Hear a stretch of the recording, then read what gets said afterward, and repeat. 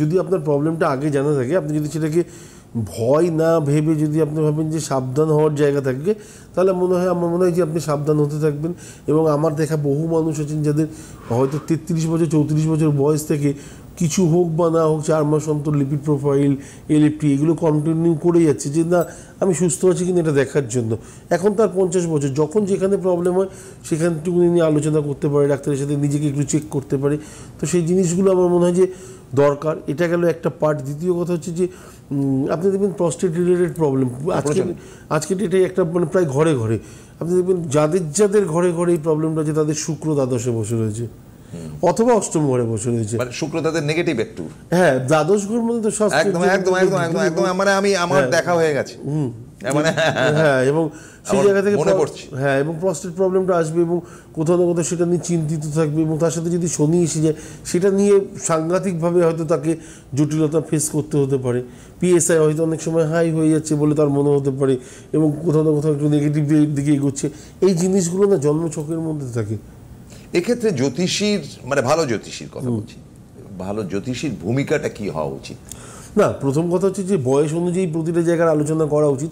এখন যদি একটা 13 বছর ছেলের নিশ্চয়ই আপনি পিএসআই নিয়ে আলোচনা করেন, এটা তো ঠিক হবে না। কিন্তু যদি একজন 50 বছর বা 48 বছর বয়সের লোক আছেন, তাকে আপনি সাবধান করতেই পারেন যে তার টয়লেট রিলেটেড প্রবলেম, তার ফ্লো, এই জিনিসগুলো নিয়ে হয়তো কোথাও না কোথাও প্রবলেম আসতে পারে। আপনি ডাক্তারের সাথে ইমিডিয়েট যোগাযোগ করুন। অথবা আপনার মানে কোনো বাচ্চার জন্মছক দেখছেন, যার দেখছেন যে মঙ্গল এবং রবি একত্রে বসে রয়েছে, আপনি জানেন যে ডেফিনেটলি মাইনাস পাওয়ার তার জন্মছকে রয়েছে, তার চোখে আসবে।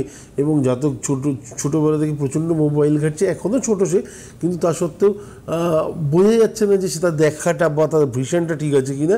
তো আমার মনে হয় সেক্ষেত্রে যদি জ্যোতিষী পারে বা সম্ভব হয় বা জ্যোতিষী জানা থাকে, তাহলে জ্যোতিষী অবশ্যই কিন্তু আপনাকে সাবধান করতে পারে যে আপনি একবার আই স্পেশালিস্টের সাথে কথা বলুন। এবার আমি আপনাদেরকে জানাই যে সামনের শনিবার দিন, একদম সামনের শনিবার দিন আপনি যাচ্ছেন বহরমপুরে।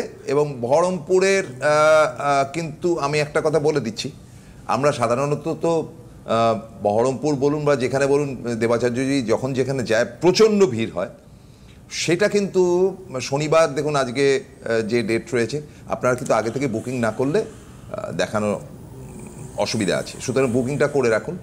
দ্বিতীয় জায়গাটা হচ্ছে যে সামনে অমাবস্যা, একটা তো বলে না যে স্টেপ বাই স্টেপ, একটা স্টেপের এই অমাবস্যাটাতে ঘাড়ের উপর, তারপরে একটা আবার ভয়ঙ্কর অমাবস্যা একদম। না, যাদেরকে আগের দিনকেও বলেছি, যাদের মনে হয় যে কৌশিকী নিয়ে সত্যি কিছু স্পেশালি ভাবছেন, তারা অবশ্যই তার আগেরটা থেকে ভাবা চিন্তা করুন, এবং আগেরটা থেকে ভাবলে পরে পরেরটা অবধি বা তার পরেরটা অবধি 3টে অমাবস্যা পালন করুন। আমি দায়িত্ব নিয়ে বলতে পারি, মানে যদি মনের থেকে ঠিকঠাকভাবে সংযোগ হয়ে থাকে আত্মার সাথে পরমাত্মার, তাহলে কিন্তু আগামী বছর যাই হয়ে যাক, যত সমস্যাই চারপাশে থাকুক না কেন, আপনি আপনার ফ্যামিলিকে নিয়ে মানে সাবলীল থাকবেন। এটা একদম নিশ্চিন্ত। এবং 1 বছর দেখার পালা। এবং দেবাচার্য কতটা সঠিক কথা বলছে দেখুন, এই সময়টা এমন একটা জো থাকে যে সময় আপনার জন্মছকে যত গ্রহদোষ থাকে আপনি সেগুলোকে বিনিষ্ট করতে পারেন এবং মায়ের কাছে কৃপা লাভ করতে পারেন। এবং যদি অবশ্যই সে তার কোনো কারণে আপনার হাতটা ধরে নেয়, তাহলে আপনি জানবেন 1 বছর তো দেবাচার্য কম বলছে, আগামী যত বছর আপনি এই পৃথিবীতে থাকছেন তত বছর দায়িত্ব তার। আমি দেখেছি পুরীর মন্দিরে অনেকে যান, হ্যাঁ, যে সব চারিদিকে মানে হাজারে হাজারে ঠাকুরের আছে তো, মানে ডান দিকে বাদিকে ডান দিকে বাদিকে, যারা ঈশ্বর ভক্ত চেষ্টা করেন পারতপক্ষে সমস্তটা দেখতে দেখতে গিয়ে শেষ পর্যন্ত জগন্নাথ দেবের সামনে। একদম, আপনি তো অভিজ্ঞ প্রচুর, অনেক আছে ধর কে দেখে কি হবে জগন্নাথ দেবের কাছে। সুতরাং চালাকি দিয়ে মহৎ কার্য সম্ভব না।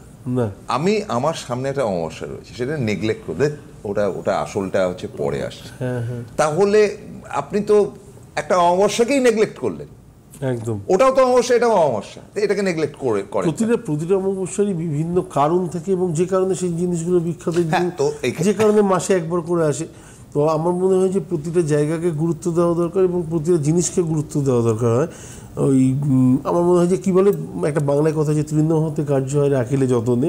তো যদি আপনি কোনো কারণে প্রতিটা অমাবস্যাকে কাজে লাগানোর চেষ্টা করেন, আমার মনে হয় প্রতিটা অমাবস্যা প্রত্যেকের পক্ষে হয়তো সম্ভব না, কিন্তু তিনটে পরপর মেনে নেওয়াটা খুব সম্ভব এবং এই তিনটেকে কাজে লাগান, বারবার করে বলছি।